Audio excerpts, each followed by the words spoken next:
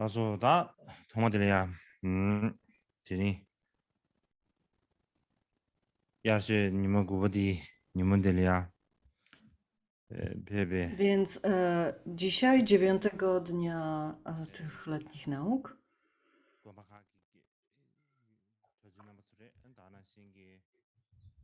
chciałbym najpierw pozdrowić wszystkich mnichów i mniszki z klasztorów męskich i żeńskich,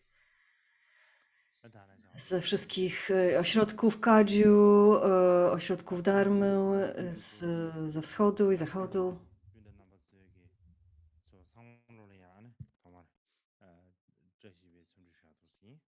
I wszystkich naszych przyjaciół i rodaków z Tybetu. Więc teraz przejdziemy do nauk, które powinienem był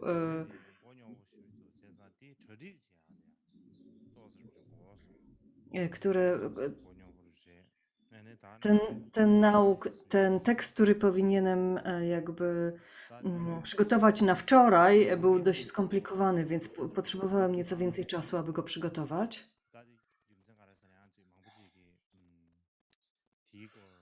Więc wspomniałem wcześniej, że chciałbym przejść do tego okresu buddyjskiego dość wcześniej. Głównie dlatego, że wszyscy tego oczekują, wszyscy słuchacze.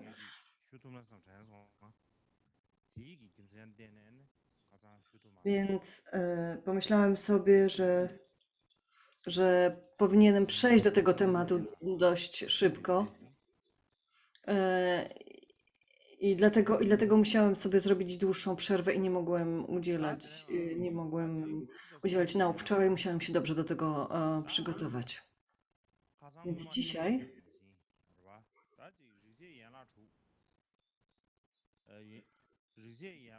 jak powiedziałem wcześniej, ta tradycja 6 gałęzi literatury wedyjskiej wyrosła z głównych 4 Ved i Brahmanów i Upanishad.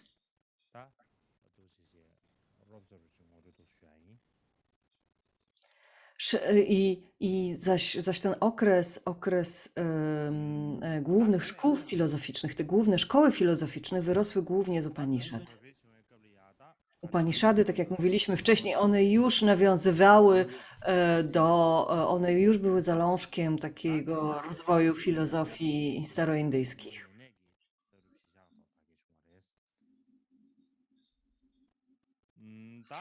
Więc z tych Upanishad wyrosło 6 darshan, czyli takich ortodoksyjnych szkół, czy też poglądów hinduistycznych, filozoficznych, hinduistycznych.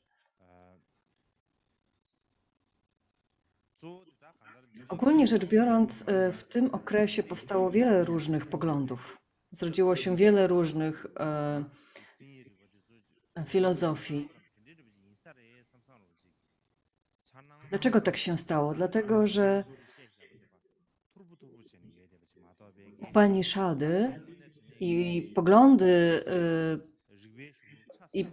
Upanishady są jakby takim zbiorem różnych poglądów, różnych pomysłów, różnych idei, które pojawiły się w owym czasie. I one nie stanowią jakiegoś jednej logicznej całości.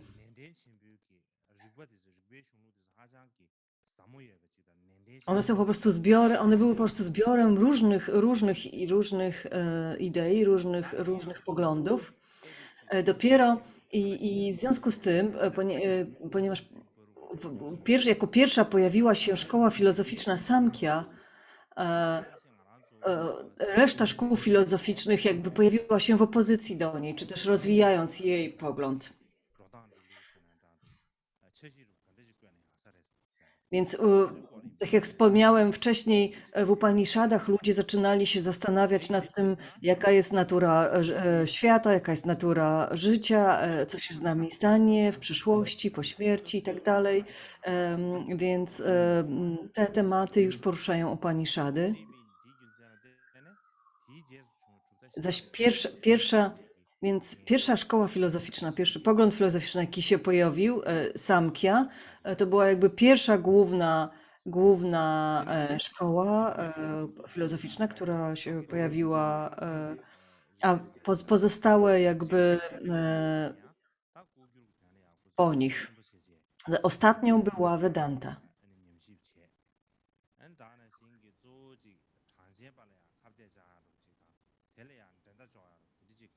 Więc wszystkie te szkoły filozoficzne jakby wyrosły jakby z tego korzenia Samki, jakby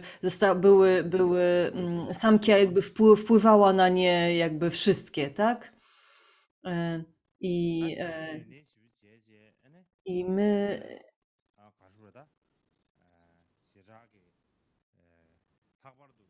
istnieje bardzo dużo badań dotyczących tej szkoły, bardzo dużo do tej szkoły Vedanta.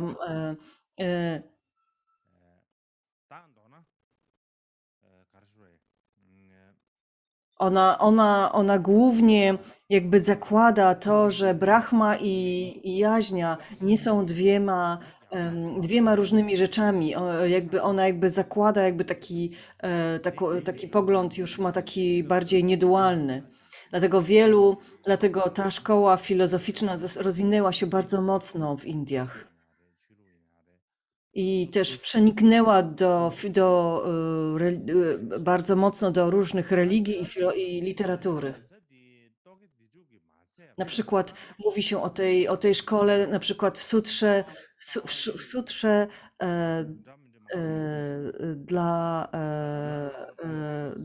dla kobiety z kasty kszatriyów mówi się bardzo wyraźnie o tej szkole, ale tam mówi się również,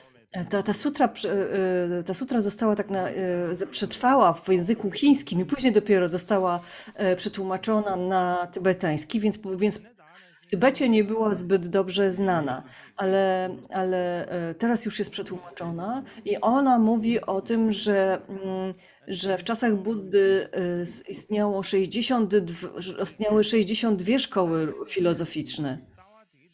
W Tripitace mówi się zaś o 96 różnych szkołach filozoficznych istniejących wówczas w Indiach. Traktuje się te poglądy, te szkoły filozoficzne jako, że tak powiem, niższe wobec buddyzmu, jakby niekompletne, niedoskonałe w porównaniu z buddyzmem. Ale no i większość z nich jakby dzisiaj nie przetrwała. Przetrwało tylko te 6, o których wiemy i które możemy przedstawić jakby podczas tego wykładu. Więc te 6 to są to jest te 6 darshan, o których już wspomniałem. I pomiędzy nimi najbardziej taka olśniewająca i najbardziej taka rozbudowana była właśnie ta pierwsza szkoła Samkhya. Ona była dość specjalna.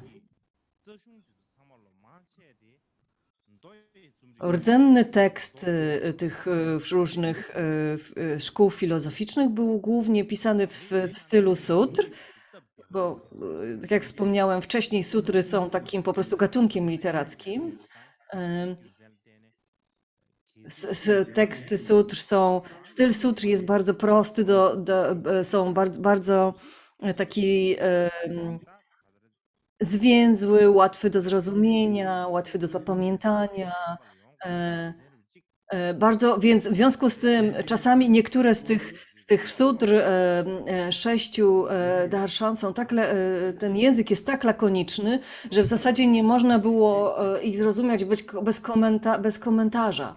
Ale z drugiej strony bardzo łatwo było przekazać te sutry uczniom, bardzo łatwo było je zapamiętać. One oczywiście też były napisane wierszem. to nagle, co jeszcze bardziej ułatwiało zapamiętywanie.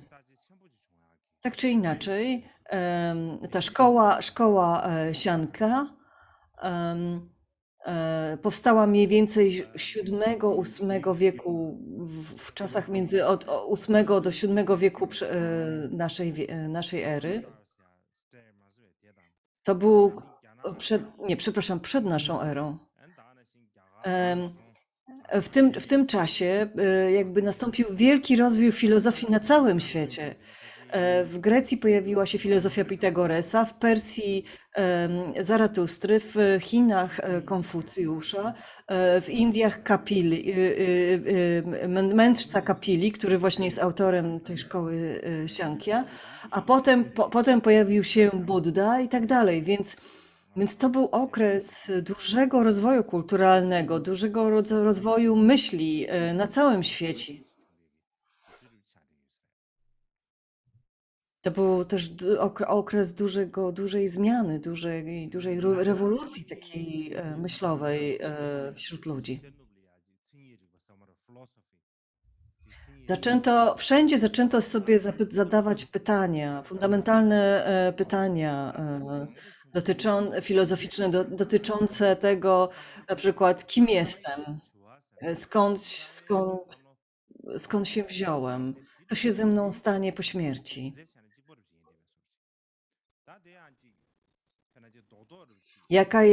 Jaka jest podstawowy związek pomiędzy zjawiskami zewnętrznymi a naszym umysłem? E,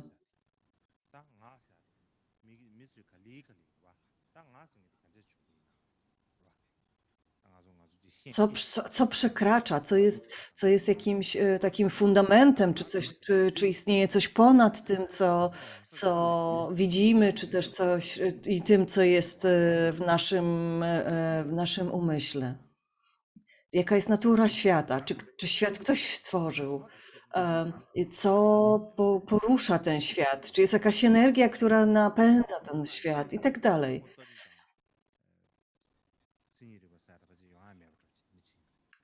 Poza tym też, kto ocenia ten świat? Skąd wzięły się wszystkie zjawiska?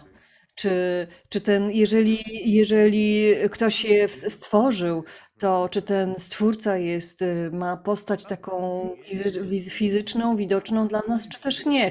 Czy nie ma jakiejś konkretnej formy? Poza tym pojawiały się też takie pytania, skąd się wzięło zło na świecie? Czy istnieje możliwość, skąd się wzięło cierpienie? Skąd.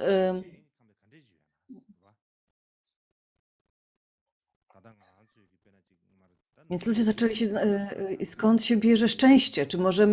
Czy możemy osiągnąć stan nieustannego szczęścia? Więc to jest te 6 szkół filozoficznych głównie zajęło się tymi pytaniami. Te pytania się powoli zaczęły pojawiać u Upaniszadach, ale 6 szkół filozoficznych jakby głównie zajęło się odpowiedzią na te pytania. Więc jednym z głównych pytań było właśnie pytanie o Stwórcę, o zmiany, dlaczego świat się zmienia, dlaczego słońce wstaje, wschodzi, zachodzi, dlaczego zmieniają się pory roku, czy ktoś je tak stworzył, czy ktoś je tak napędza, czy ktoś je tak jakby w ruchu to wszystko wprawia.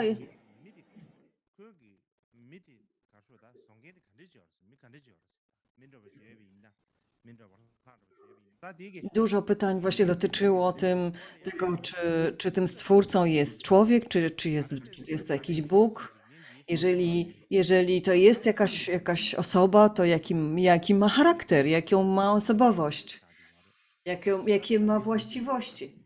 Dlaczego niektórzy ludzie są bogaci, dlaczego niektórzy ludzie są biedni, albo chorzy i zdrowi. Niektórym szczęście sprzyja i mają dobrze w życiu od samego narodzenia, od urodzenia. Niektórzy nie. Dlaczego Więc tego rodzaju pytania jakby zaprzątały głowy myślicieli w owym czasie. Tego,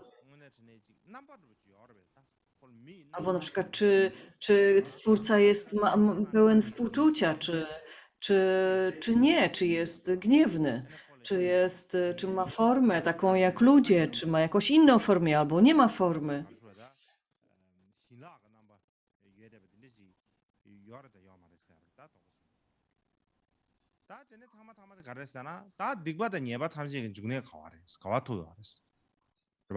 Teraz kolejne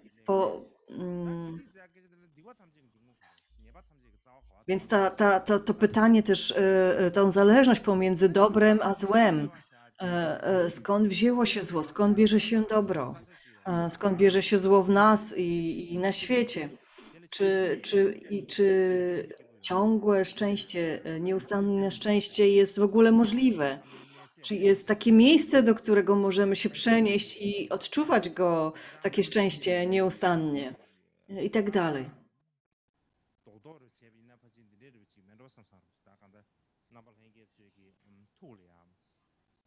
Więc podsumowując te wszystkie pytania filozoficzne, które się pojawiają w tych poglądach filozoficznych tych 6 szkół, to jakby można je jakby podsumować właśnie w ten sposób, tak jak zrobiłem. One się głównie skupiają na odpowiedzi na te wszystkie pytania.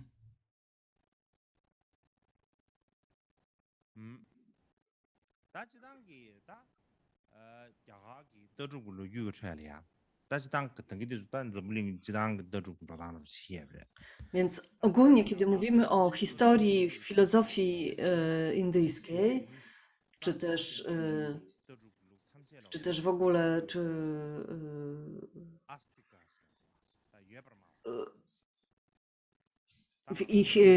indyjscy uczeni głównie dzielą je na takie, które szanują literaturę wedyjską, a które jej nie szanują, czyli te, które szanują literaturę i poglądy zawarte w literaturze wedyjskiej nazywali astika, czyli szkoły ortodoksyjne, zaś te, których nie akceptowały literatury wedyjskiej, nazywali nastika, czyli nieortodoksyjne szkoły.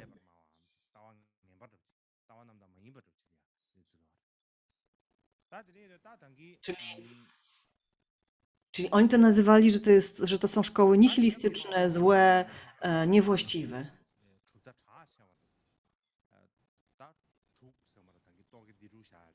Z pewnego.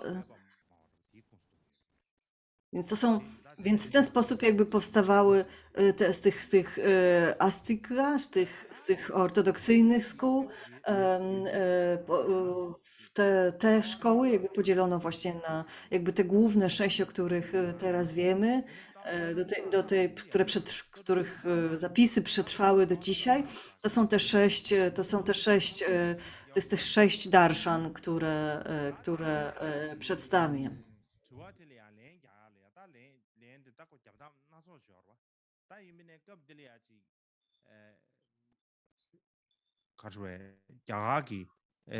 릭제기 출루기 이제르지 배주체제 대제실을 송네 아니 셰비입니다. 대지 참보르지 차도고래 성상으로지. Jeżeli weźmiemy literaturę wedyjską, która wtedy istniała w Indiach, to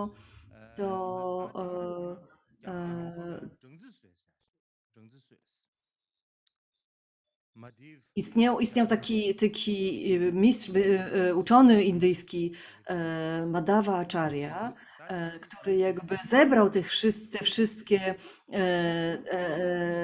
darszany i napisał taki tekst, w którym jakby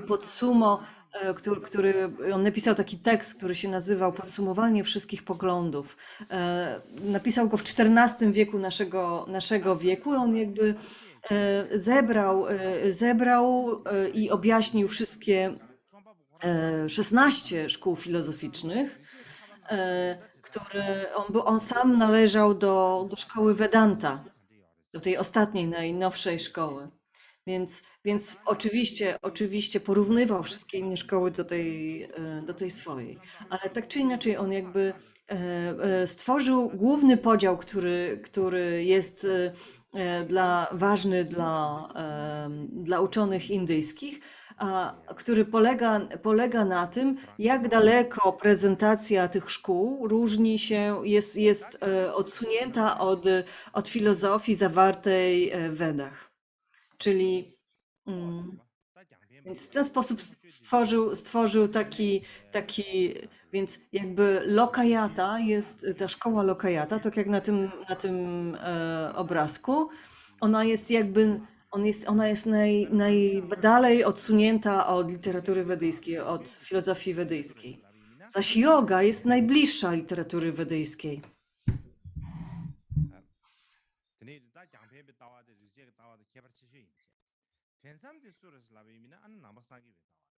Więc Lokayata jest najbardziej różni się od poglądów zawartych w Wedach.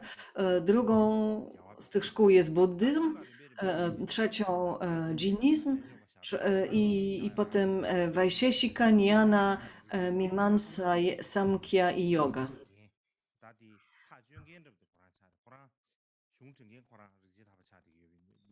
Vedanty, tej szkoły Vedanta nie ma na tej liście, a to dlatego, że autor tego podsumowania należał właśnie do szkoły Vedanta i więc jakby jej tutaj nie uwzględnił. Więc tak jakby z tego podsumowania wynika, że szkoła jogi była najbliższa Vedom.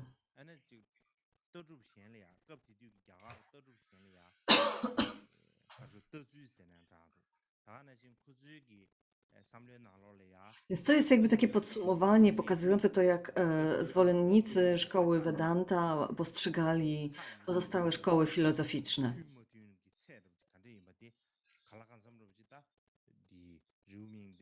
I czy te pozostałe szkoły są w harmonii z ich szkołą i tak dalej. Więc okres, w jakich te filozofie się rozwinęły, więc to było jakby ten okres tych wielkich filozofii, to można powiedzieć, że to był taki New Age, to był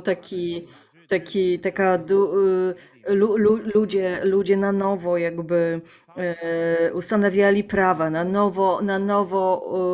nowo ustalali pewne rytuały, na nowo uzupełniali teksty gramatyczne, poetyckie i tak dalej. Rozwinęli geometrię, o której wspomniałem już wcześniej. Rozwinęli matematykę. Więc w tym okresie nastąpił duży rozwój myśli w Indiach. Pojawiło się wielu innych myślicieli i w końcu w takiej atmosferze, w takim środowisku pojawił się właśnie buddyzm. I dzięki temu, że to było takie już dość rozwinięte pod względem myślowym i filozoficznym środowisko, buddyzm również mógł się w naturalny sposób mocno rozwijać. On po prostu znalazł się w momencie, w historii, wśród ludzi, którzy byli w stanie go zrozumieć, buddyzm, i byli w stanie go zaakceptować.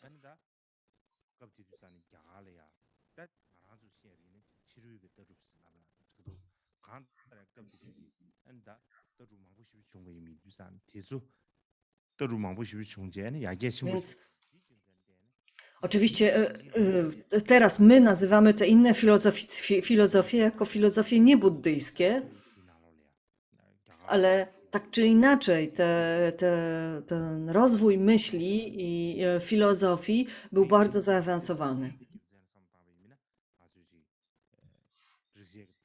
Więc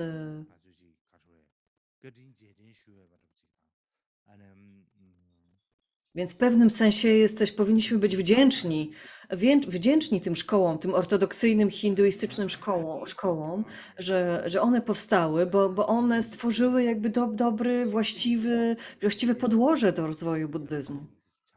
Inaczej nikt by Buddy nie zrozumiał.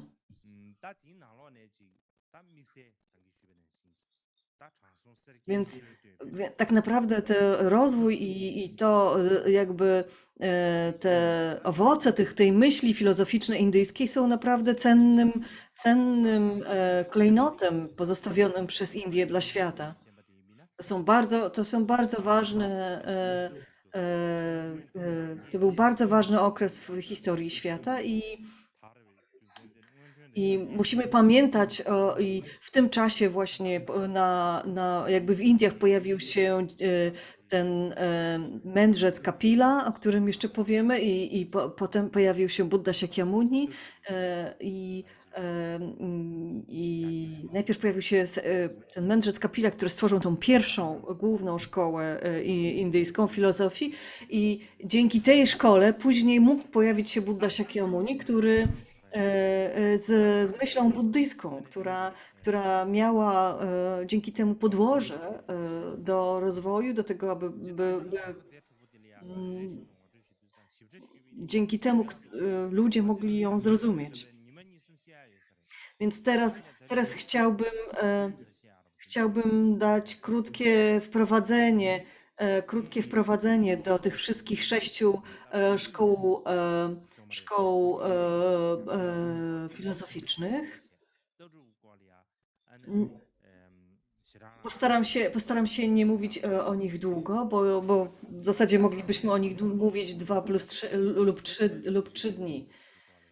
W przyszłości, kiedy będę miał więcej czasu, i będzie jakaś inna okazja, to może rozwinę ten temat i przedstawię je bardziej szczegółowo. Ale na razie zrobimy to w takim skrócie. Na przykład może podczas jakichś nauk specjalnie dla siedr, może zrobimy dodatkowe jakieś badania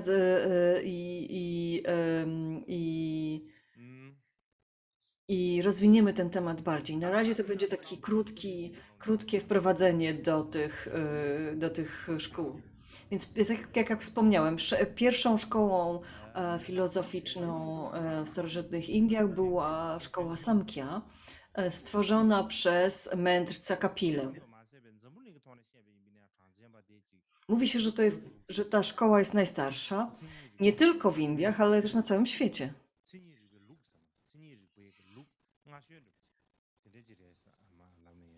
Więc jest to tak jakby najstarsza filozoficzna tradycja, tak można to nazwać. Słowo Samkhya pojawia się już w Upanishadach.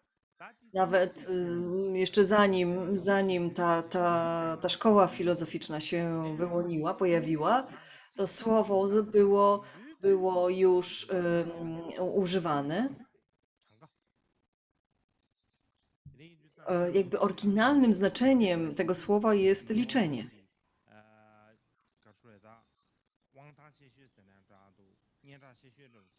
Wielu jakby uczonych badających szkołę Samkhya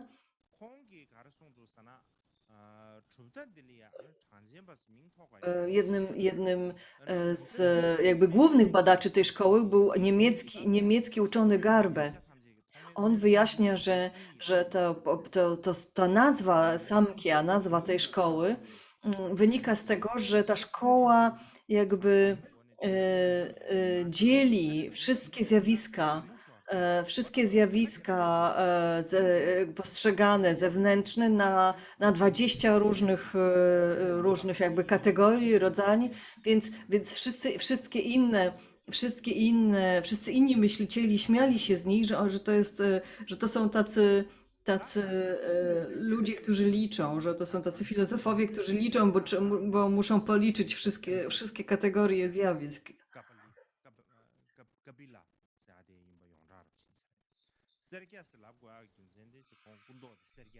Ogólnie, ogólnie przyjmuje się, że ogólnie mówi się, że założycielem tej szkoły filozoficznej był mędrzec Kapila. Kapila znaczy żółty, mówi się, że miał takie żółtawe ciało.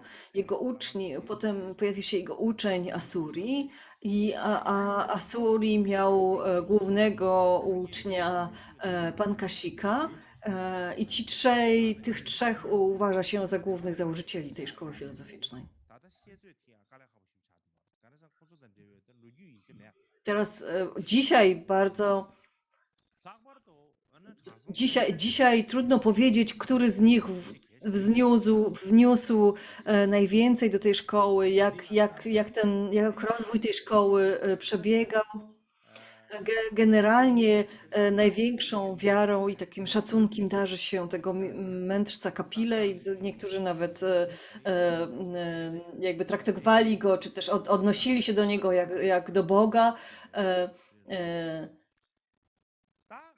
Nikt, jakby założyciele innych szkół nie byli tak traktowani, ale akurat mędrzec Kapila był tak traktowany, być może dlatego, że ta szkoła była najstarsza, że tak dużo czasu upłynęło od jej założenia, że ludzie właśnie z takim z takim olbrzymim szacunkiem się do niego zwracali, jakby on był jakimś starożytnym bogiem.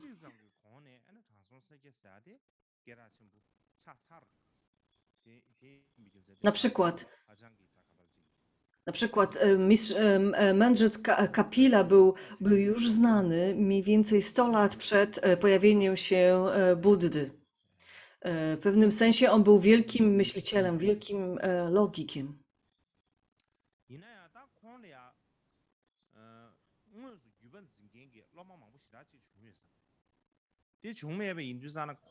Ale najprawdopodobniej nie miał zbyt wielu uczniów.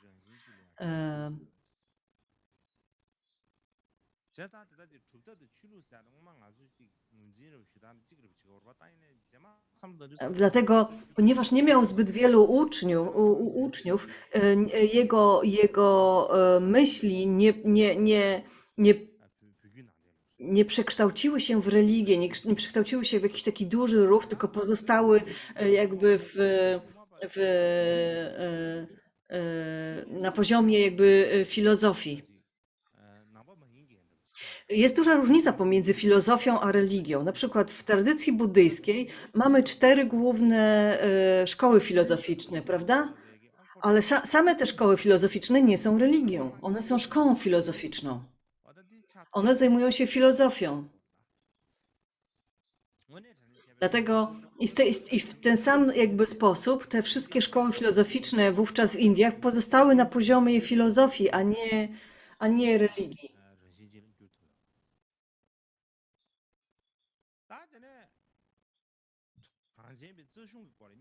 Więc one jakby nie miały takiego potencjału, nie były w stanie jakby przekształcić się w religię. Teraz przechodząc do podstawowego, fundamentalnego jakby tekstu tej szkoły Samkhya,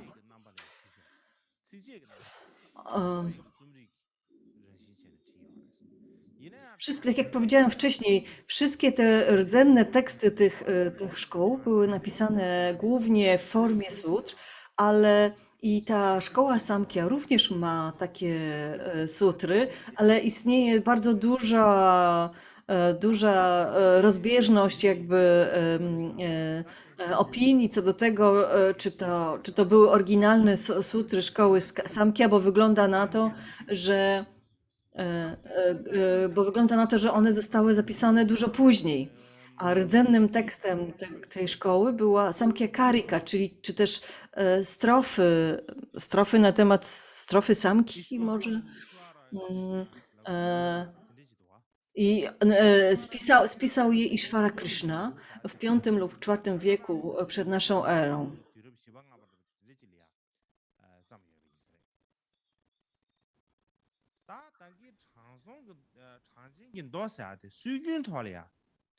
Więc trudno powiedzieć, które teksty zostały tak naprawdę jakby napisane, czy w ogóle którekolwiek z tych tekstów napisane zostały przez mędrca Kapilę.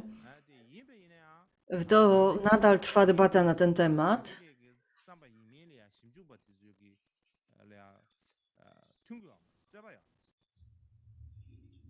Ludzie, którzy, badacze zastanawiają się nad tym, dlatego że w tekstach jakby wyczuwa się duży wpływ szkoły Vedanta, ta szkoła Vedanta, jak wiemy, pojawiła się dużo, dużo później.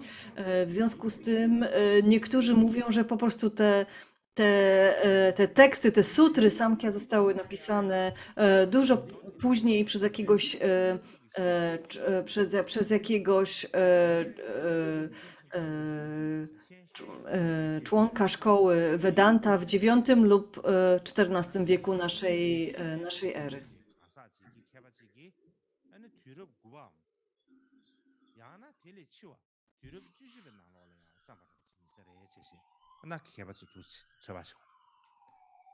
Ten uczony niemiecki, o którym już wspomniałem, Garbe, mówi, że sutry Samkhya były napisane nie wcześniej niż w 1380 roku, a nie później niż w 1450 roku. Mówi się również, że istnieje 7 dobrze znanych komentarzy dotyczących strof Samki, ale nie musimy ich tutaj wszystkich przytaczać.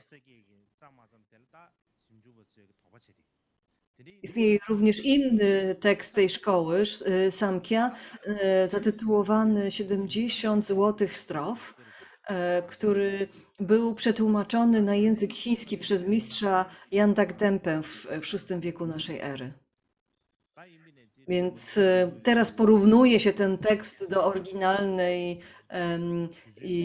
Ishvara Krishny,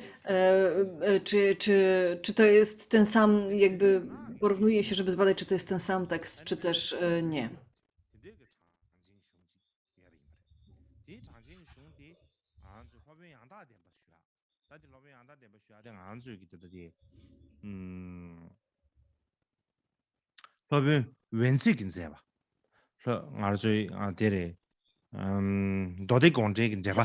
Można powiedzieć po chińsku, to był Master Wenzi.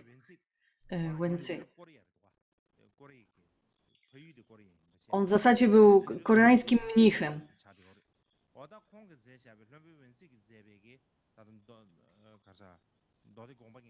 I on przetłumaczył ten tekst na chiński. Ale tak naprawdę był koreańskim mnichem. Więc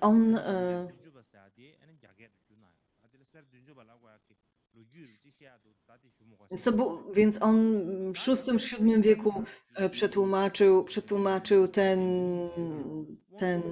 tekst.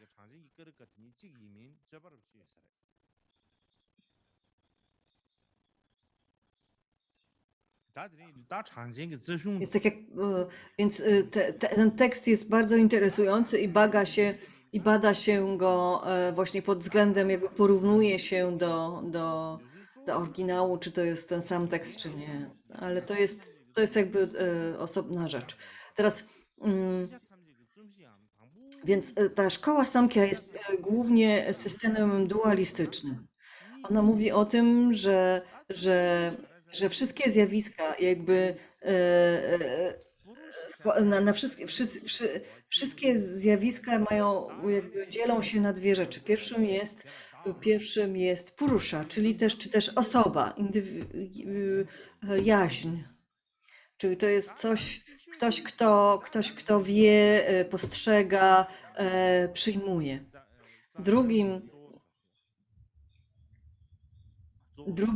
Drugi jest puradana, czy też pradana, czy też jakby podstawowa natura. I ten Więc ta druga natura ma, ta podstawowa natura, jakby z niej powstają wszystkie zjawiska, wszystkie manifestacje. I te wszystkie zjawiska dodatkowo mają trzy główne właściwości. Rajas, Sattva i Tamas. Po tybetańsku to będzie Dul, Minpa, Nimtop.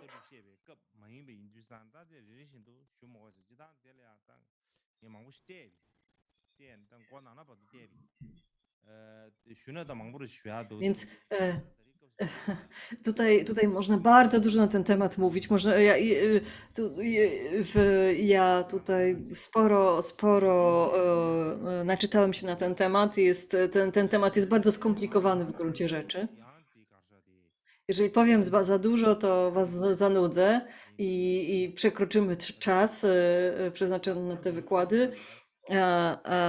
Więc to jest jakby taki skrót myślowy, to co przedstawiłem. Więc to jest dualistyczna tradycja, która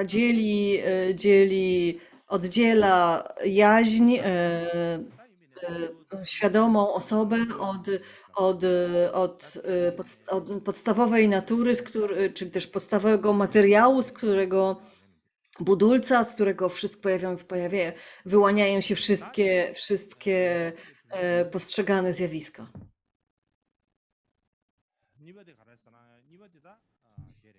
Więc to tyle na ten temat. Drugą szkołą filozoficzną, którą powinniśmy przedstawić, jest szkoła jogi.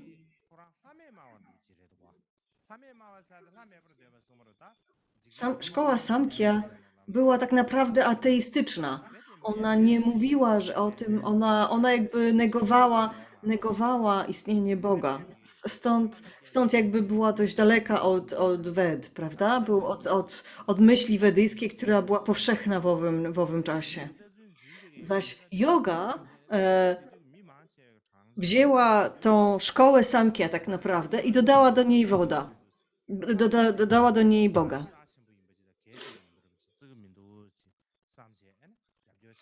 Większość ludzi uważała Boga za kogoś ważnego, nie chciała zaakceptować ateistycznego poglądu. Więc inni myśliciele postanowili skorygować ten błąd i wprowadzili do szkoły Samkhya Boga. W ten sposób powstała szkoła filozoficzna yoga.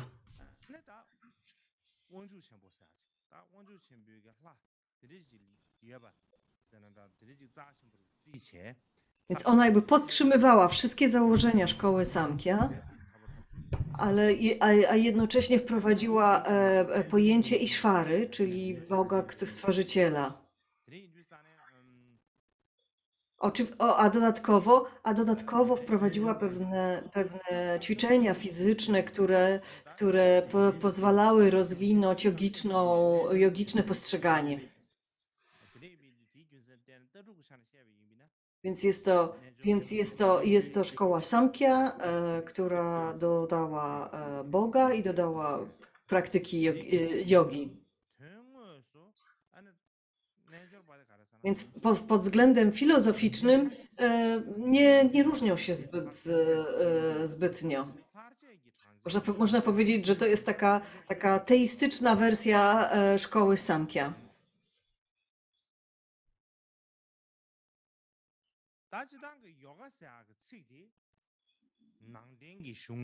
Więc yoga, co znaczy yoga, to słowo. To słowo znaczy, to słowo również pojawia się w Upanishadach i w różnych innych tekstach.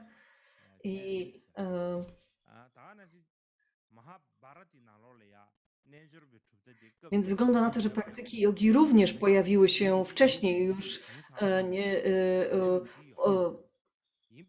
Mówi się o niej również w Bharatach. Kiedy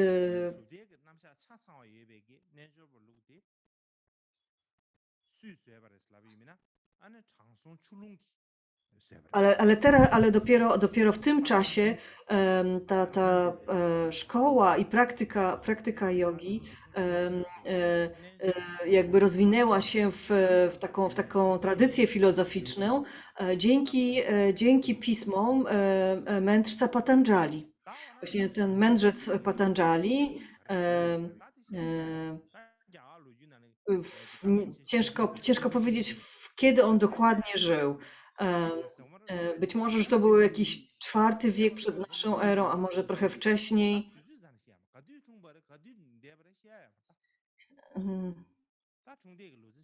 To właśnie, ale tak czy inaczej, właśnie on jakby spisał główne teksty dotyczące tej szkoły, opisał jakby całą tą jakby podstawę tej tradycji, podstawę tej filozofii.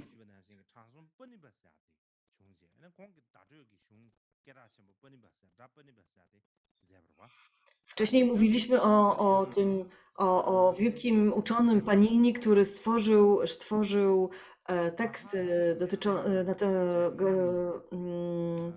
gramatyki sanskryckiej i wygląda na to, że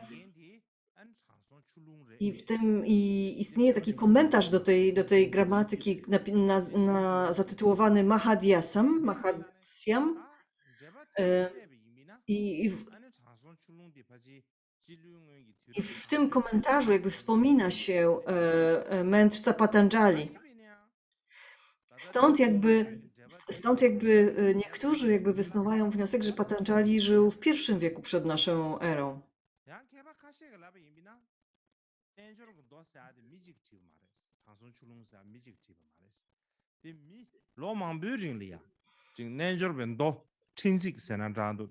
Inni mówią, że sutry jogi nie zostały napisane przez jednego autora, tylko że te jogi sutry powstawały w różnym czasie przez wiele lat i zostały tylko zebrane gdzieś mniej więcej w czasach, kiedy żył Nagarjuna, gdzieś pomiędzy II a IV wiekiem naszej ery.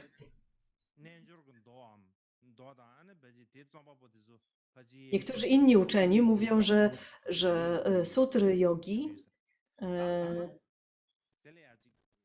pojawiły się dopiero w V-VI wieku naszej ery. Więc istnieje wiele poglądów na ten temat. Nie ma po prostu historii na ten temat. Nikt nie spisywał takich wydarzeń, nikt nie opisywał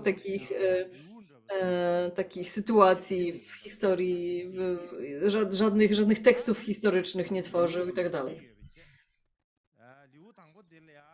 Więc te sutry jogi podzielone są na cztery rozdziały. Pierwszy samadhi, czyli praktyka, drugi praktyka,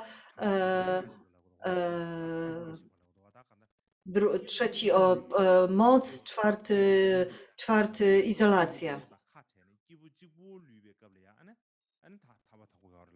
Więc chodzi o to, że kiedy jaźń oddzielona jest od tej pierwotnej natury materialnej, wówczas osiąga wyzwolenie. Stąd jakby izolacja była tożsama z wyzwoleniem. Czym jest samadhi w tej szkole? Samadhi jest stanem umysłu, doświadczeniem umysłu, kiedy umysł jest kompletnie wyciszony i nieporuszony.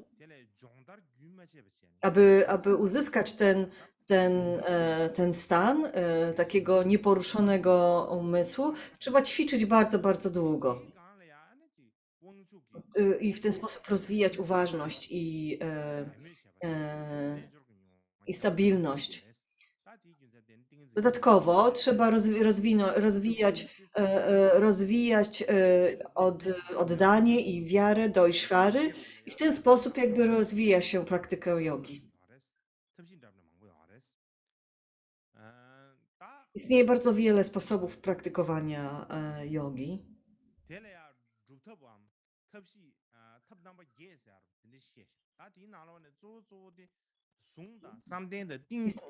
Uczy się 8 różnych metod, Najważniejsze z nich to są dharana, dhyana i samadhi, które są jakby taką esencją praktyki jogi. I w ten sposób jakby rozwijamy samyana, czyli osiągamy takie moce jasnowidzenia, a potem osiągamy stan wyzwolenia. Więc to są jakby główne założenia jogi.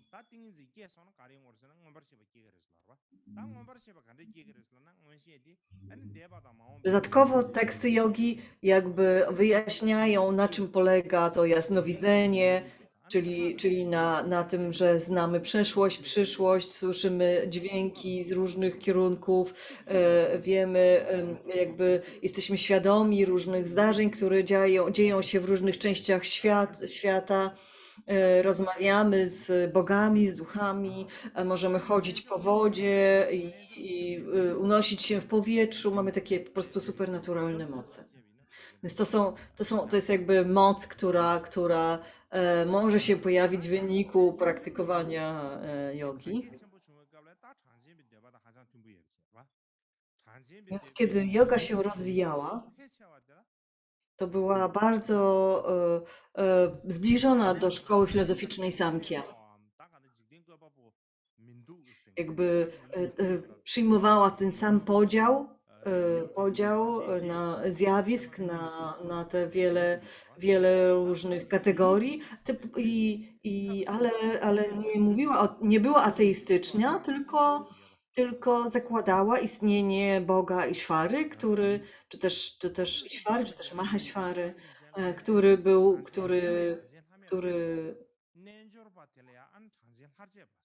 więc w związku z tym zaczęto później mówić, że Samkhya była bezbożnym Samkhya, natomiast yoga była bożnym Samkhya, czy też Samkhya z Bogiem.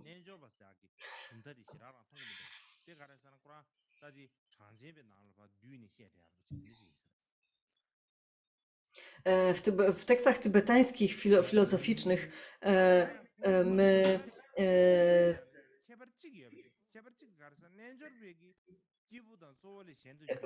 w tych tekstach tybetańskich, buddyjskich, które mówią o tych różnych niebuddyjskich szkołach, nie wyróżnia się tej szkoły jogi w ogóle.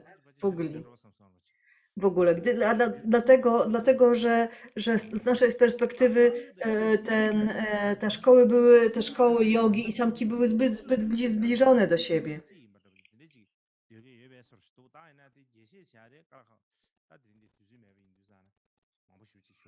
Ale istnieje nadal, ale czyli jakby ten podział na jaźń i na naturę, i czy ta natura jest później boska, czy nie boska, jakby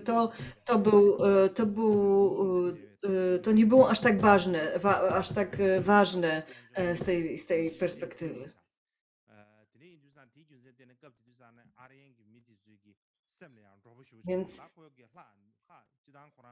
Więc oczywiście dla ludzi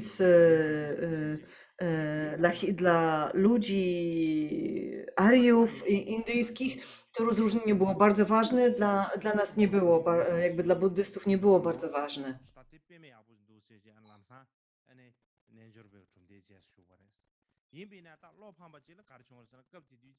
Bardzo wygląda na to, że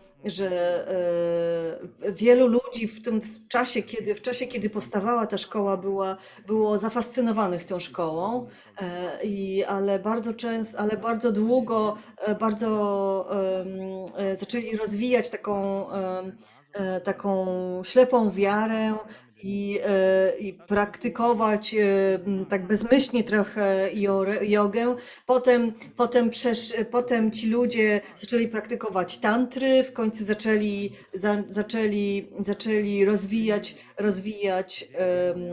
praktykować składanie bardzo okrutnych ofiar i to jakby bardzo mocno osłabiło całą tą tradycję jogiczną. W związku z tym ona bardzo szybko się rozwinęła, a potem bardzo szybko upadła. Bardzo szybko.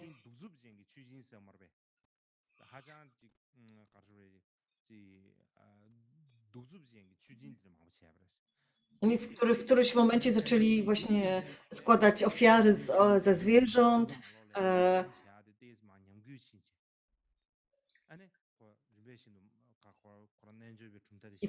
I tak naprawdę w tym momencie jakby ich status ich pozycja tej szkoły zaczęła słabnąć.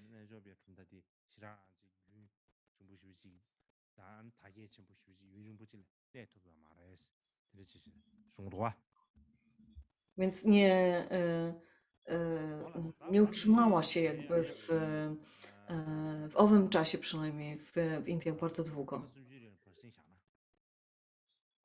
Teraz, teraz będzie 30 minut przerwy.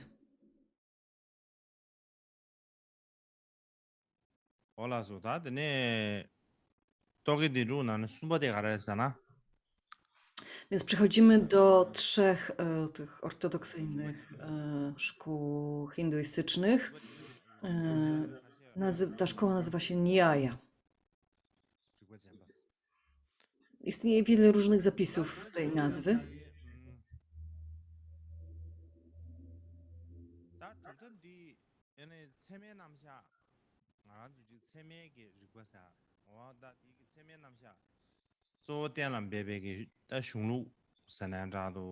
Więc to jest szkoła, która rozwinęła prezentację logiki i zasadności.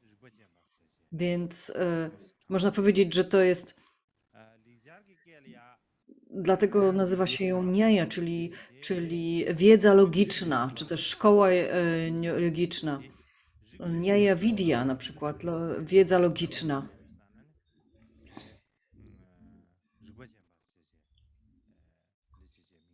Więc Tybetańczycy jakby skrócili tą nazwę po prostu na Nyaya. A jej założycielem tej szkoły był mędrzec Gautama.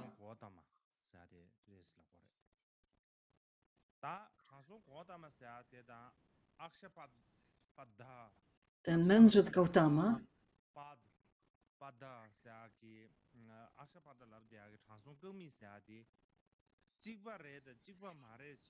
i inny mędrzec nazywany Akshapada. Czasami mówi się, że to była ta sama osoba, albo że to były dwie różne osoby.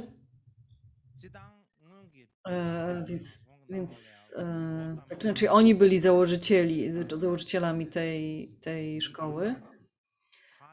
Pomiędzy starożytnymi mędrcami Indii byli trzej, którzy o imieniu Gautama. Pierwszy był ten, który zaczynał, który jakby stworzył po raz pierwszy jakby tworzył gatunek literacki sutr. Drugim był ten mędrzec, który założył szkołę filozoficzną Jnana, a trzecim był Gautama Buddha. Więc było ich trzech, występowali pod tym samym imieniem.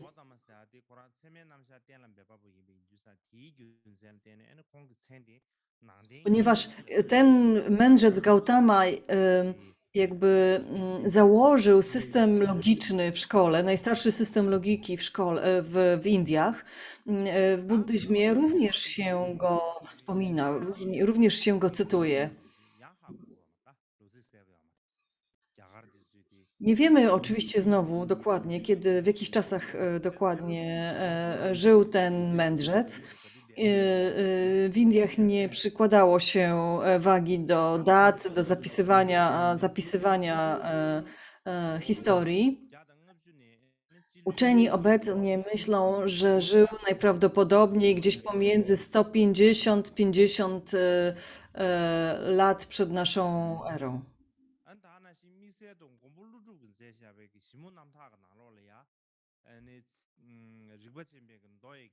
Podobnie był taki traktat Nagarjuny, w którym on cytuję 16 punktów, 16 tez z Sutr Nyaya, czyli z sutr tej szkoły, więc stąd jakby przypuszczamy, że sutry Nyaya powstały w tym samym czasie, kiedy żył Nagarjuna lub wcześniej. Więc te sutry Nyaya były jakby rdzennym tekstem tej szkoły filozoficznej. Nyaya Sutra. Uważa się tą sutrę za najważniejszą. Ona składa się z 538 strof i składa się na nią 5 tomów. Pierwszym komentarzem, najwcześniejszym komentarzem do tej sutry jest komentarz, jest komentarz, zatytułowany Komentarz do Sutry Nyaya, napisany przez Vatsyayanę lub też Pakshilavatrima w V wieku naszej ery.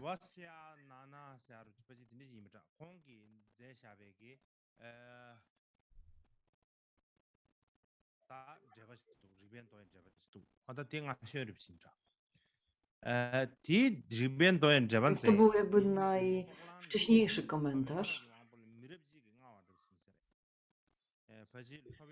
Więc ten mistrz, który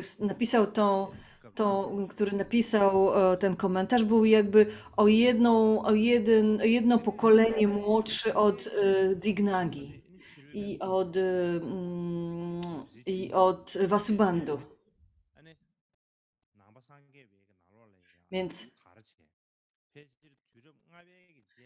Więc ta tradycja logiczna z początku właśnie była taką tradycją tylko hinduistyczną i brahmańską, a potem stopniowo ona jakby przedostała się, tam jakby główna myśl przedostała się do myśli buddyjskich, właśnie głównie za sprawą Dignagi i Dharmakirti, którzy zaadaptowali tradycję logiczną do buddyzmu. Oni jakby stworzyli nowe, oni jakby wyciągnęli te nauki logiczne z tej filozofii, napisali je jakby na nowo w kontekście buddyjskim i napisali do nich nowy komentarz.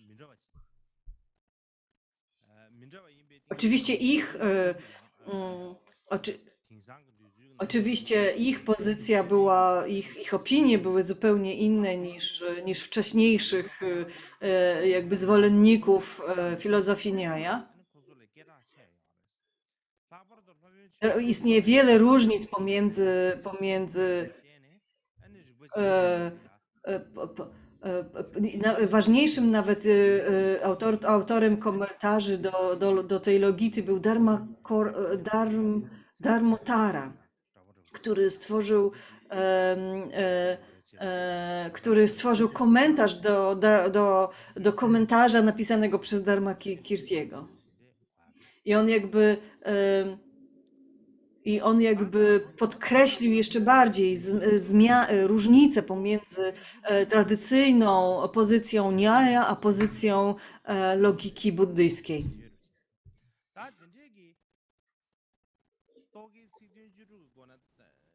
Więc ten mistrz Gautama, który założył szkołę Nyaya, stworzył całkowity, jakby taki kompletny system logiczny podzielony na 16 kategorii. Jakby celem tych rozważań było jakby urzeczywistnienie takości, które umożliwiało osiągnięcie wyzwolenia. Najbardziej jakby znanym, najbardziej wyróżniającym się jakby cechą tej szkoły było stworzenie takiego 5-członowego sylogizmu logicznego. czyli ona była, ten sylogizm składał się z hipotezy, przyczyny, analogii, potwierdzenia i konkluzji. Czyli hipotezą na przykład, hipoteza nasza jest taka, że gdzieś się, że na tym wzgórzu się pali ogień. Powodem jest to, że widzimy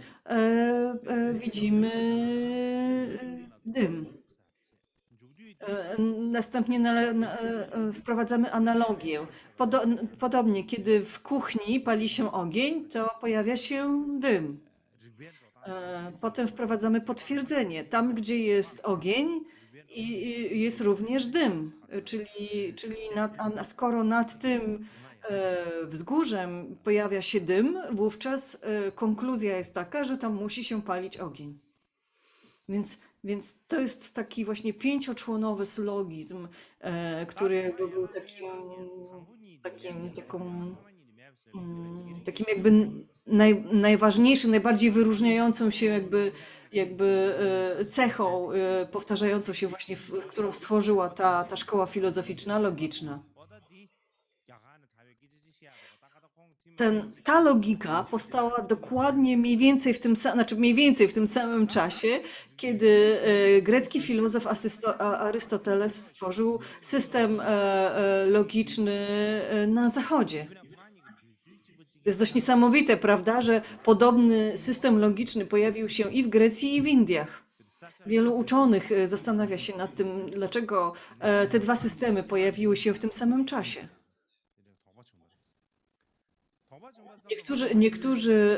Niektórzy uczeni, którzy studiują te teksty, wysnuwają taki wniosek,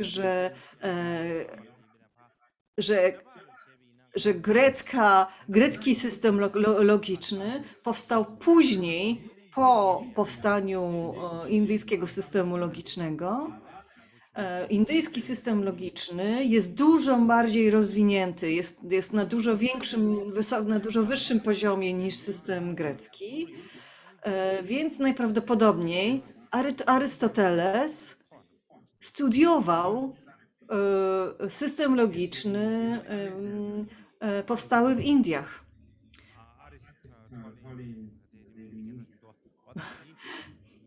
Arystoteles. Arystoteles był nauczycielem Aleksandra Wielkiego, tego cesarza, który najechał Indię, tak? Który dotarł do Indii w swoich podbojach wschodu. Więc wygląda na to, że to on jakby przywiózł pewne myśli, czy też pewne teksty dotyczące logiki indyjskiej do Grecji i tam wielu uczonych jakby zakłada, że Arystoteles studiował te myśli logiki, założenia logiki indyjskiej, a potem jakby dodał, jakby poprzez swoją własną inteligencję dodał i rozwinął ją po swojemu. Teraz przechodzimy do czwartej szkoły. Vaisheshika.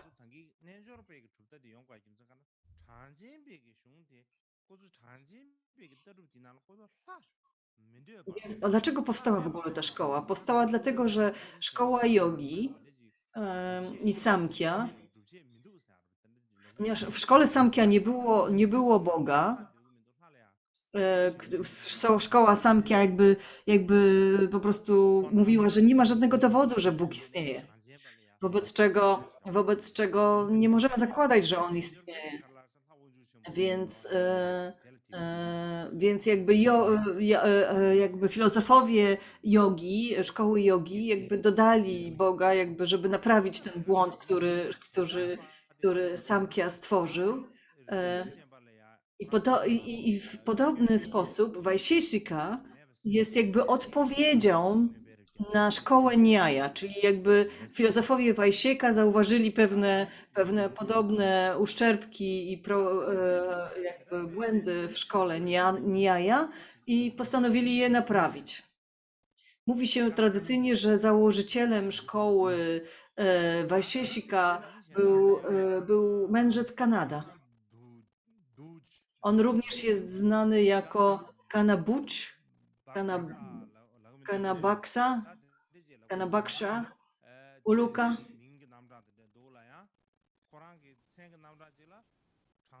Więc, więc on jest znany pod kilkoma różnymi imionami. Niektórzy, Uluka to znaczy, to jest taki,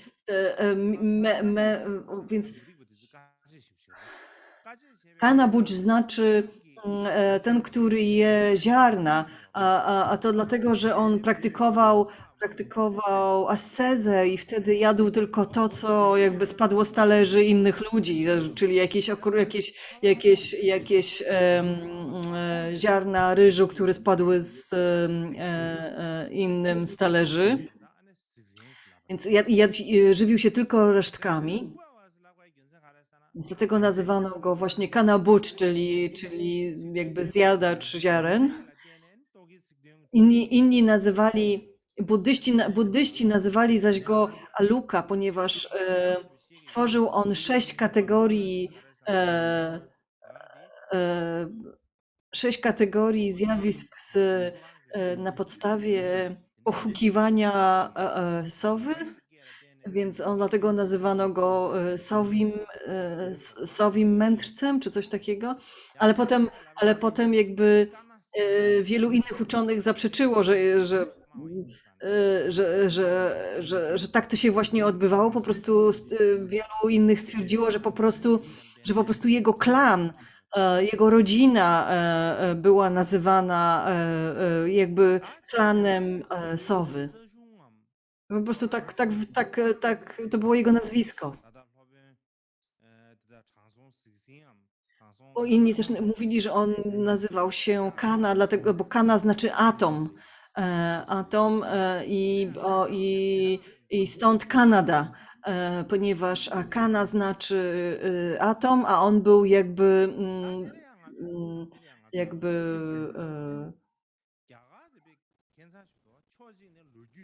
jego filozofia jakby zakładała istnienie atomów.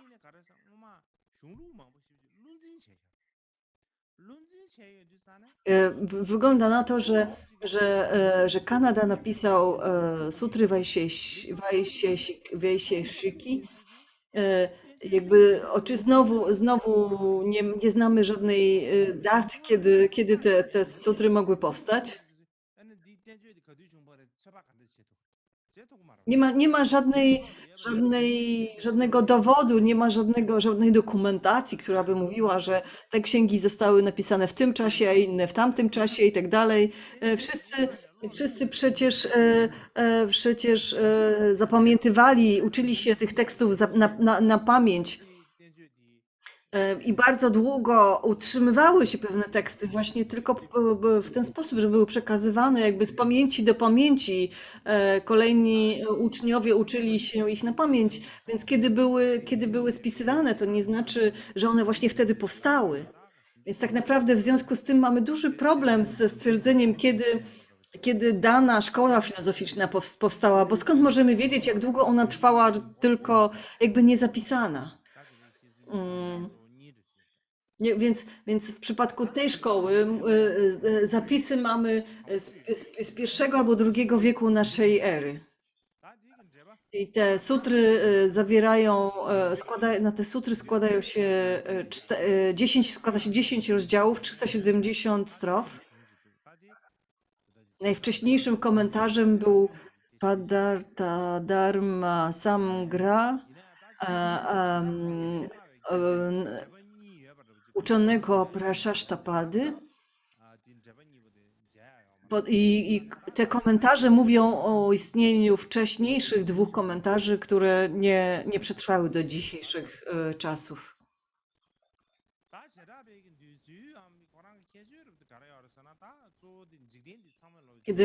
Czyli takie cechy wyróżniające tą szkołę Vajsheshika,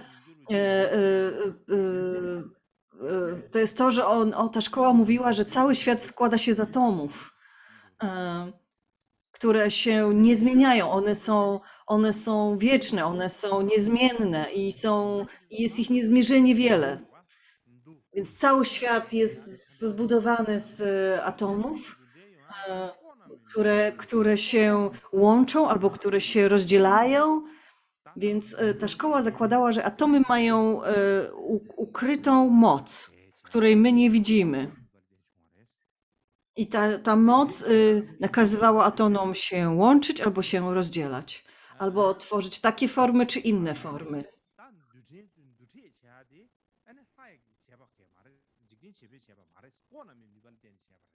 Więc ta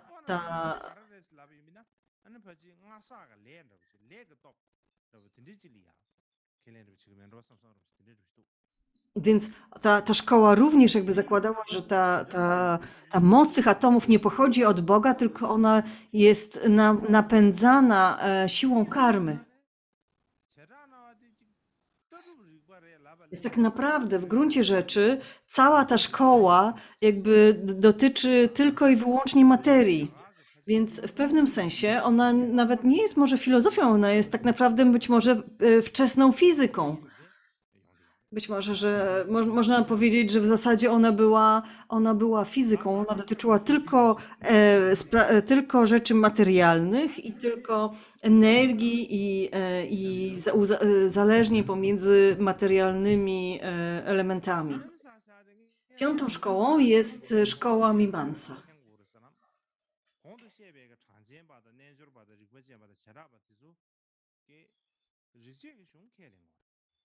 Więc kiedy mówimy o Samkhya, Yoga, Nyaya, Vaisheshika, o tych szkołach, one wszystkie jakby łączą się jakoś z Wedami, tak? One są powiązane z Wedami. Mimansa zaś jest podzielona jest na dwie części, na wcześniejszą i późniejszą. Pierwsza, więc jakby wcześniejsza jest też powiązana z Wedami, natomiast późniejsza przekształciła się w szkołę Vedanta.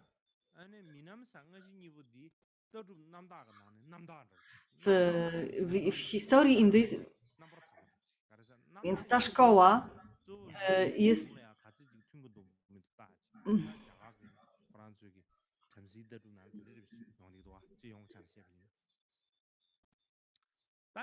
Więc ta szkoła Mimansa jakby jest najbardziej powiązana, najbliższa Wedom.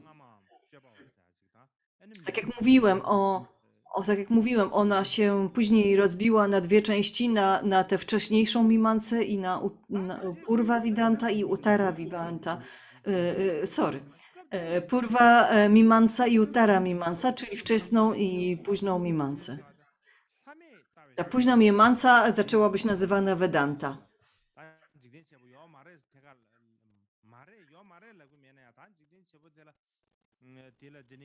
Tak jak mówiłem, wcześniejsze szkoły filozoficzne nie mówiły o tym, że może nie tyle, że mówiły, że nie ma Boga, ale wiele w tych wcześniejszych szkół mówiło o tym, że nie ma żadnego dowodu na to, że Bóg istnieje. Więc w związku z tym wielu ludzi postrzegało te szkoły jako bezpośredni atak na składanie, na system brahmiński, na składanie ofiar bogom i tak dalej. Inne szkoły zaś nie mówiły o tym, że bogowie nie istnieją, ale istnieje jakby taki tylko istnieje jeden Bóg Stworzyciel. Były inne szkoły, które mówiły, że w ogóle nie ma Boga, nawet Stworzyciela w ogóle że w ogóle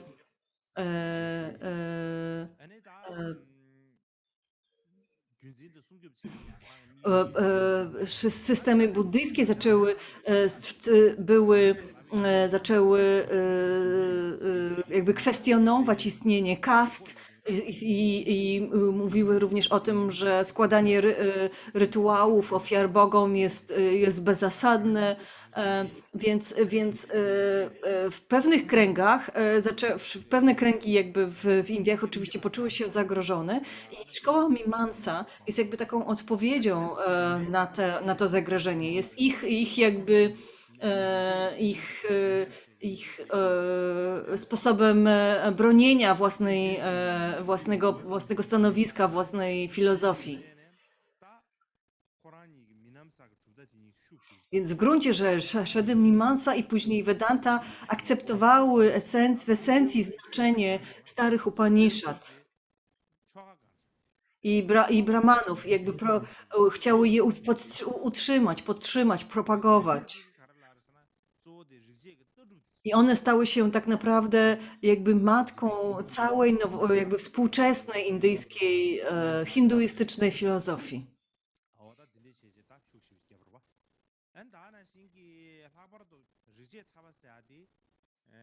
Tego, że istnieje Bóg Stworzyciel, że istnieją bogowie i tak dalej, i tak dalej.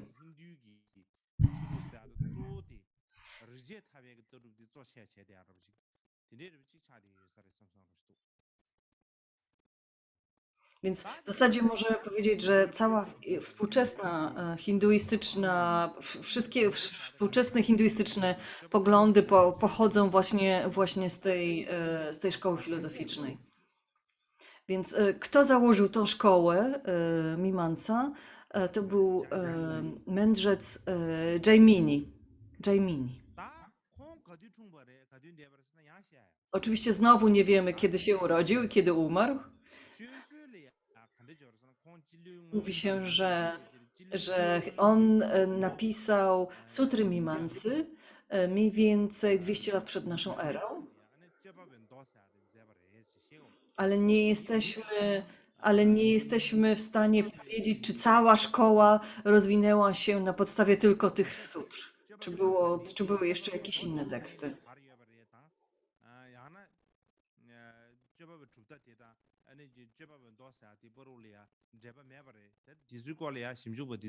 Na przykład niektórzy mówią, że nie ma zbyt wielkiego powiązania pomiędzy sutrami Mimamsy i szkołą filozoficzną Mimamsy, że musiało być jeszcze jakieś inne teksty wpływać na rozwój tej szkoły. W buddyzmie, w tekstach na przykład napisanych po chińsku, ta nazwa Mimamsa pojawia się w późniejszym okresie, nie we wczesnych tekstach, tylko w tych późniejszych. W tekstach pisanych w IV wieku naszej wery. Na przykład w Bhagavad Gita, w komentarzu do Lampy Prajni mówi się o szkole Mimamsie, mówi się, że mistrz Dharmakirti, mówi się o tej szkole w tekście mistrza Dharmakirtiego, czyli na pewno jakby świadomość, jakby wpływ Mimamsy na myśl indyjską na pewno istniała w V-VI wieku naszej ery. Albo mniej więcej od V-VI wieku przed naszą erą do V-VI wieku naszej ery. Wtedy ta szkoła się rozwijała. Sutry Mimamsy składają się z 12 rozdziałów, 60 sekcji, 2742 strof, czyli one są najdłuższe, one są najbardziej złożone ze wszystkich tekstów tych 6 szkół. Wcześniejszy jakby komentarz znany dotyczący tej szkoły napisał mistrz Siawara.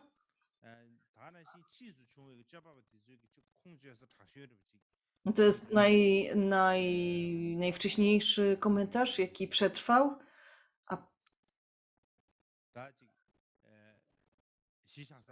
Późniejsze komentarze jakby podkreślają głównie różnicę pomiędzy wcześniejszą myślą Mimansa a późniejszą myślą Vedanty. One jakby podkreślają jakby rozwój tych szkół.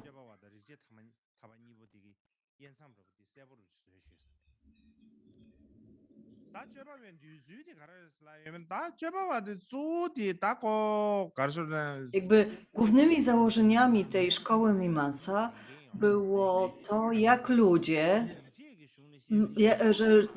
że ludzie mają określone, każdy ma określone odpowiednie obowiązki, ma jakby, więc to jest podobnie jak rytuały opisane w Wedach, które jest tak jak w klasztorach mówimy naszym mnichom i mnisiom, musicie robić pudżę. To podobnie tutaj w tych tekstach mówi się, że ludzie powinni wykonywać rytuały. Powinny wykonywać wedyjskie rytuały, powinni się angażować w te praktyki. Więc więc w gruncie rzeczy wygląda na to, że te teksty nie były tak naprawdę filozoficzne. One były to były teksty rytualne, tak? Teksty, które wyjaśniały i zasadność wykonywania rytuałów.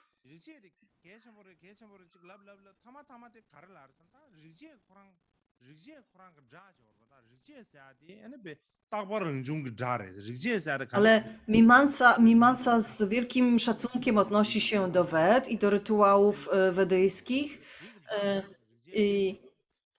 i przedstawia je tak,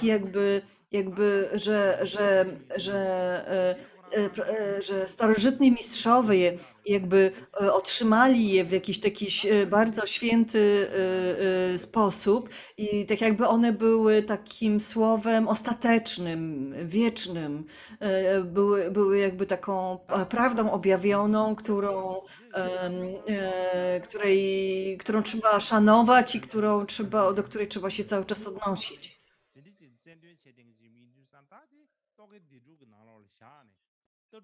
Więc nie ma w tych tekstach zbyt wiele jakby takich pozycji, poglądów filozoficznych. Większość tekstów dotyczy rytuałów. Dlaczego więc mówimy, że jest to kolejna szkoła filozoficzna?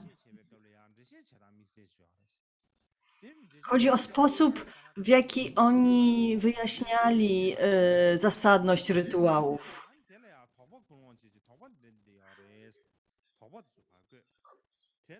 Więc oni brali jakby tekst Ved, założenia tego tekstu, wszystkie pytania czy wątpliwości dotyczące tego tekstu, logikę i później przedstawiali całą logikę udowadniania, dlaczego te teksty są właściwe, dlaczego te rytuały należy wykonywać i tak dalej. I to wszystko było robione w takiej samej strukturze, w taki sam sposób jak teksty filozoficzne i logiczne. Po prostu jakby styl zapisywania tych tekstów, wyjaśniania tych tekstów był dokładnie taki sam jak styl wielkich szkół filozoficznych.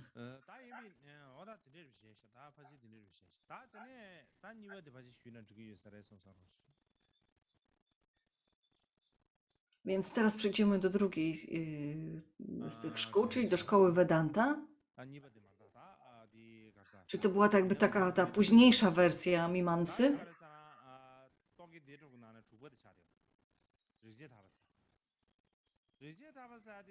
To była ta szósta Vedanta, tak? Założycielem tej szkoły, czy też okoliczności, w jakiej powstała ta szkoła. Więc wcześniej, tak jak mówiłem, to była jedna szkoła, nazywała się Mimansa, potem Vedanta jakby odbiła się od niej, więc nadal ona jest oparta na 4 Wedach, na Brahmanach, na całej literaturze wedyjskiej.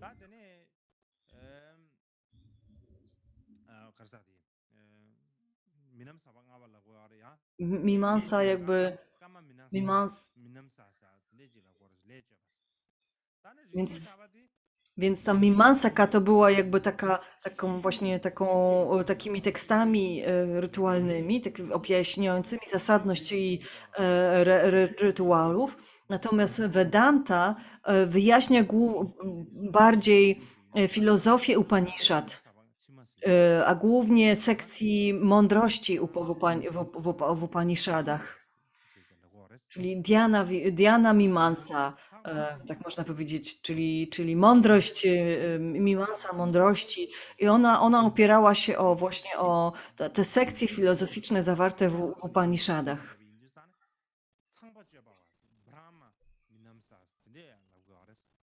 Niektórzy mówili na Vidanse też Brahma Vivansa, gdyż ona przykładała dużą wagę do istnienia Brahmy.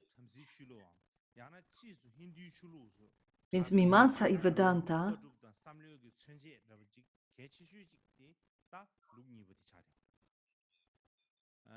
więc one były najważniejszym takim reprezentantami tej szkoły, ortodoksyjnej szkoły hinduistycznej. Czyli Mimansa stała się jakby źródłem takim obecnych rytuałów hinduistycznych, natomiast Vedanta jest źródłem obecnych poglądów hinduistycznych, poglądów filozoficznych, religijnych.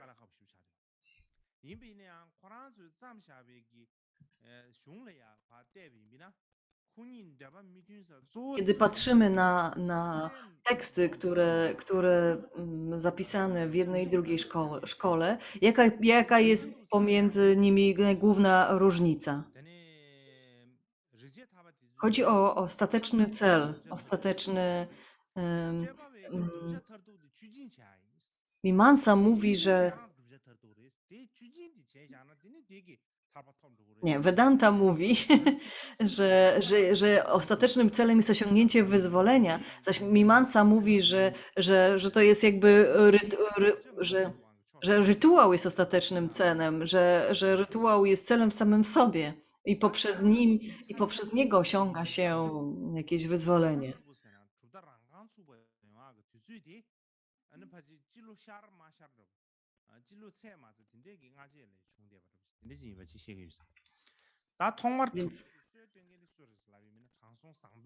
Więc Vedanta powstała mniej więcej w I wieku naszej ery, a ich założycielem był Barayana, Vyasa. Miał jest znany pod dwoma imionami.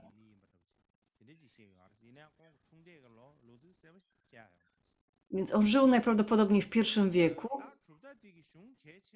ale ciężko oczywiście wskazać datę urodzenia. Najważniejszym tekstem tej tradycji był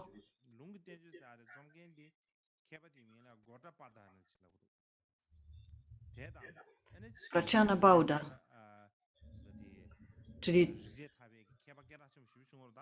napisany przez Gaudapadę, więc to był taki traktat. Później pojawił się taki najlepiej Adi Shankara, czyli najbardziej znany jakby taki uczony Vedanty, więc on jakby wyjaśnił Advaita Vedanta, on jakby osobną podszkołę Vedanty jakby w ogóle założył i napisał jakby najbardziej znany komentarz z tej szkoły.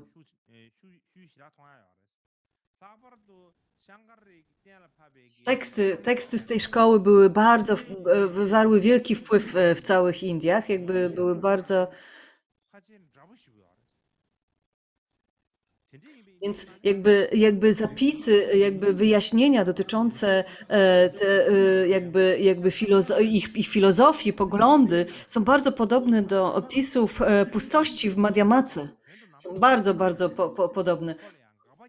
Niektórzy mówią, że mistrz, który pisał te teksty, był sekretnie buddystą, tylko nie chciał tego powiedzieć wprost, gdyż jego poglądy zawarte w tych tekstach bardzo często jakby brzmią dokładnie tak samo jak poglądy na pustość w Madhyamace.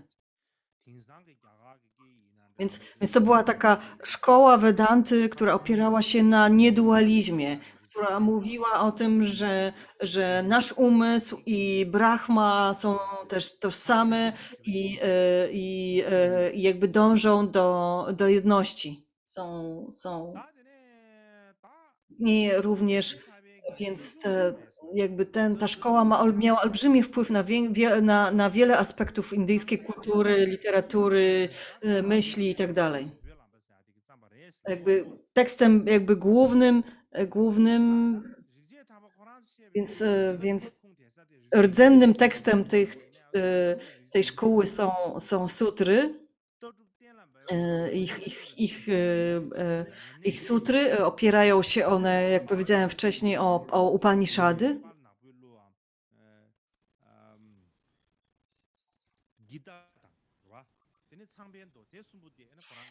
Więc jakby Brahma Sutry są tym rdzennym tekst, ale jakby cytują one Bhagavad Gitę, cytują one Upanishady, cytują one wiele tekstów wedyjskich.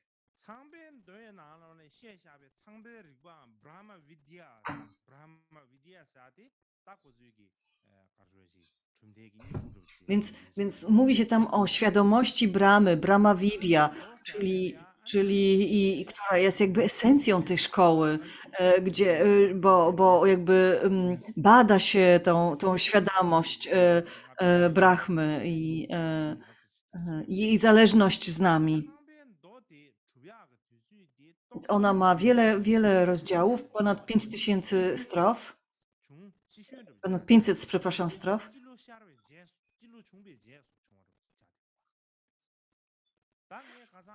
Więc ta szkoła filozoficzna pojawiła się już w naszym wieku, więc jest jakby najmłodszą z tych 6 głównych szkół filozoficznych Indii.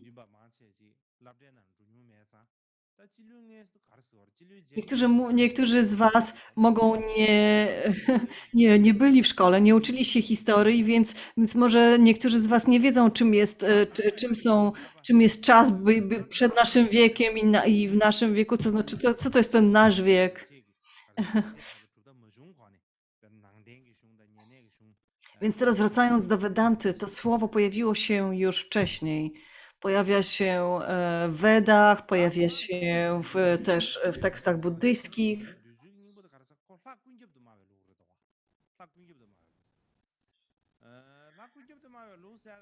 Głównymi założeniami tej szkoły jest to istnienie wszechprzenikającego Boga. Czyli Brahma jest, wszystko pojawia się z Brahmy, wszystko się z niego wyłania, wszystko do niego wraca. Więc Brahma nie jest jakimś Bogiem, który ma określone ciało, określony kształt. On jest takim bezcielesnym Bogiem jakby. Jest świadomością.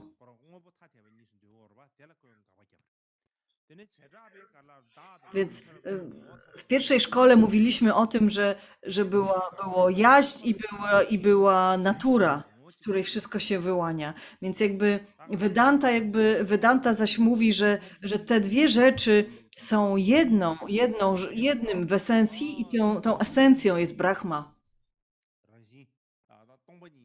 W buddyzmie mówi się tutaj o pustości Dharmadhatu. Bardzo podobny sposób, bardzo podobnych określeń się używa do jej opisania.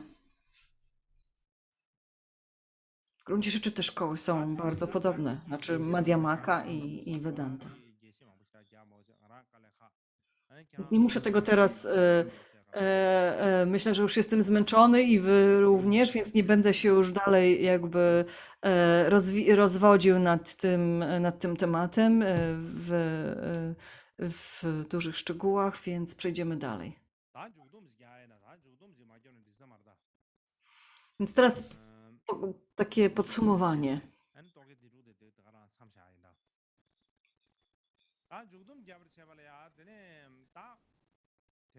żeby zamknąć ten temat.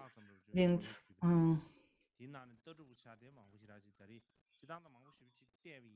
przedstawiłem pokrótce wszystkich tych 6 szkół i główne założenia i tak dalej. Gdyby nie wchodziliśmy w szczegóły, bo gdybym zaczął mówić o szczegółach, to nie starczyłoby nam czasu, a jeżeli mówiłbym tak pokrótce, to nie zrozumielibyście nic z tego, więc tylko podsumowanie. Samkhya jakby założyła, że jest jaźń i jest natura, w której wszystko się pojawia. Szkoła jogi mówiła o tym, że istnieje wielki Ishvara, Bóg, Stwórca, który tworzył naturę i nas. Nyaya, szkoła Nyaya, która stworzyła naturę, system logiki. Następna szkoła mówi o istnieniu atomów, o tym, że cały świat składa się z atomów. Kolejna szkoła mówi o tym, że rytuały jakby są wyrazem, manifestacją pierwotnej natury są, natomiast Vedanta mówi o tym, że jaźń i natura są w zasadzie mają tą samą esencję i tą esencją jest Brahma. One ogólnie są jakby bardzo podobne w gruncie rzeczy do siebie.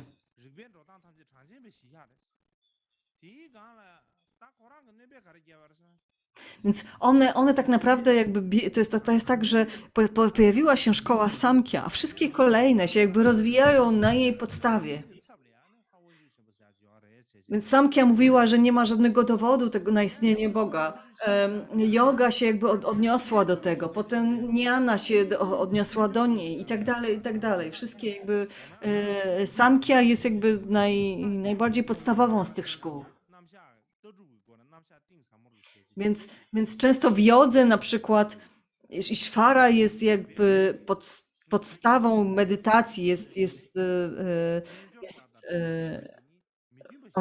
yoga jakby w jodze jakby skupiamy się na Ishwarze podczas medytacji, ale nie dajemy jakby logicznego wyjaśnienia, dlaczego on istnieje, jak on istnieje i tak dalej. Dlatego pojawiła się kolejna szkoła, która rozwinęła system logiki wyjaśniającej istnienie Boga. Więc w gruncie rzeczy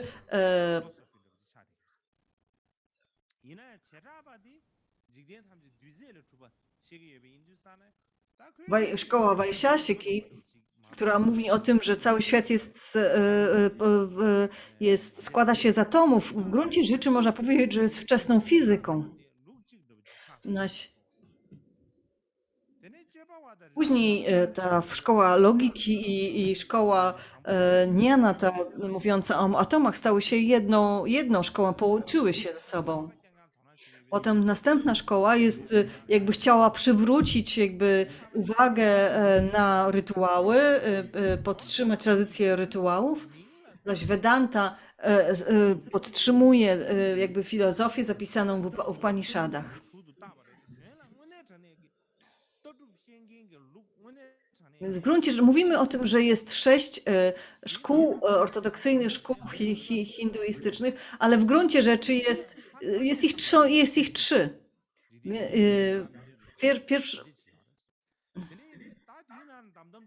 Niektóre są nieteistyczne, mówią o tym, że nie ma Boga, że nie ma dowodu na istnienie Boga.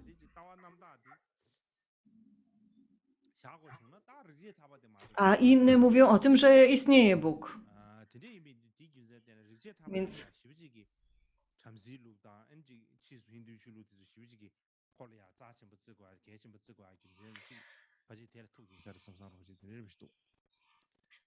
Więc oczywiście wszystkie te szkoły filozoficzne były bardzo ważne dla rozwoju współczesnej religii hinduistycznej i podtrzymywania jakby systemu brahmińskiego, tego systemu kastowego.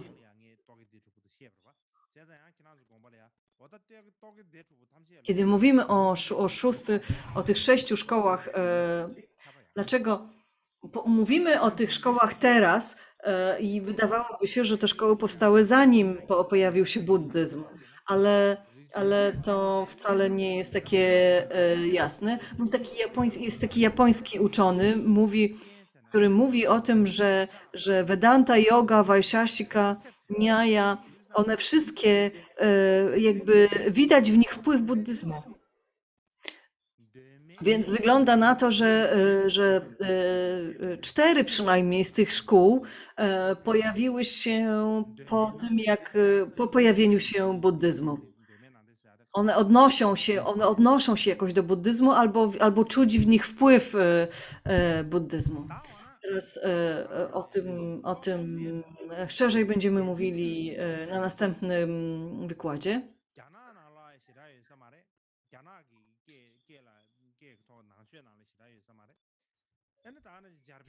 W języku chińskim, w tłumaczeniach chińskich nie ma zbyt wiele wzmianek wzmianek na temat tych 6 szkół. W tradycji japońskiej również.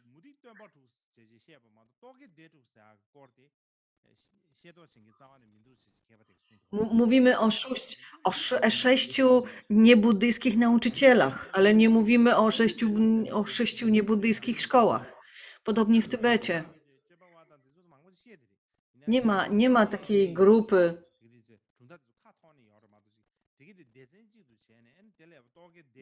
Jakby wspomina się w buddyjskich tekstach o tej czy innej szkole, ale nie ma takiego jakiegoś pojęcia, który by grupował te szkoły w 6 szkół niebuddyjskich i tak dalej. 6, ten podział na 6 jakby najprawdopodobniej pojawił się dużo później, kiedy zaczęto zbierać, klasyfikować wiedzę na temat tych szkół. Więc najprawdopodobniej sposób, w jaki ja to teraz wyjaśniam, był inny niż wyjaśniono kiedyś na początku naszego tysiąclecia.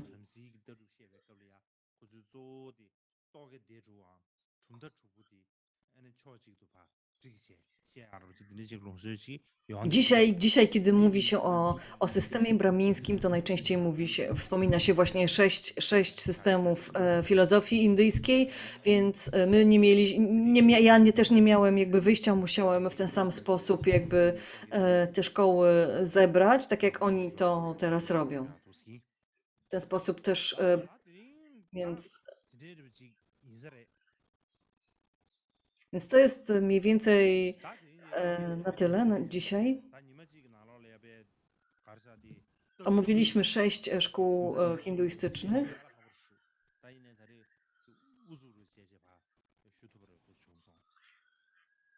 Nie było łatwo zrobić to w jeden dzień, ale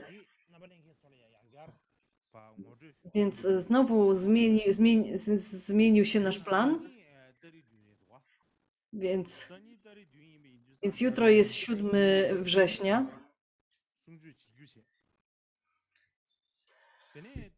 Więc jutro będziemy mieli nauki.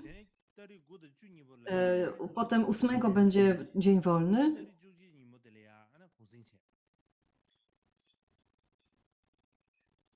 I 11 znowu będzie dzień wolny.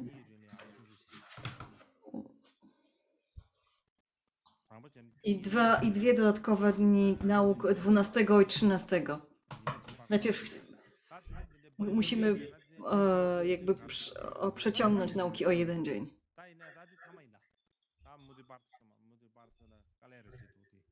Może że zaczęliście się bać, że to się nigdy nie skończy. Znowu dodał jeden dzień. Więc od jutra, więc jutro będzie.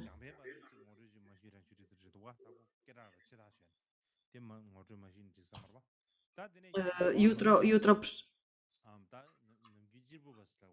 jutro znowu powiemy o innych szkołach niebuddyjskich i o dżinizmie, a potem przejdziemy do buddyzmu.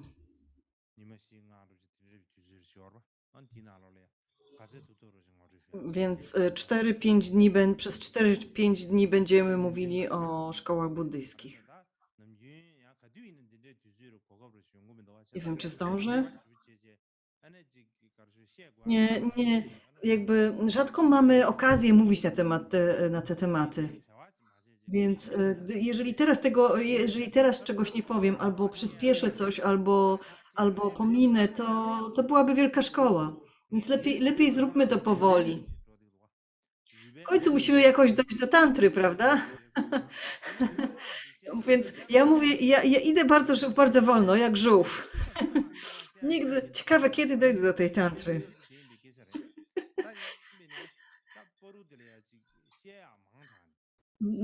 Jakby temat tych nauk, w temacie tych nauk mamy tantrę, ale cała historia,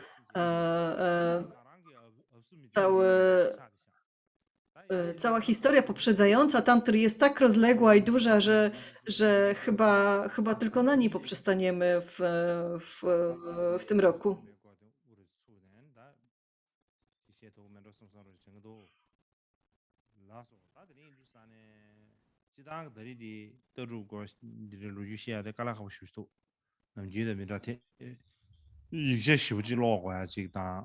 Więc generalnie tematy filozoficzne są dużo trudniejsze, trzeba dużo czytać, źródła są w różnych językach, po angielsku, po chińsku, po japońsku. Trzeba je wszystkie sprawdzać, czy niektóre. Czasami proszę innych ludzi o pomoc w tym, więc w gruncie rzeczy nie miałem w ogóle przerwy na odpoczynek. Albo nauczam, albo się przygotowuję i trzeba bardzo dużo przygotować. Do przygotowania jest bardzo dużo.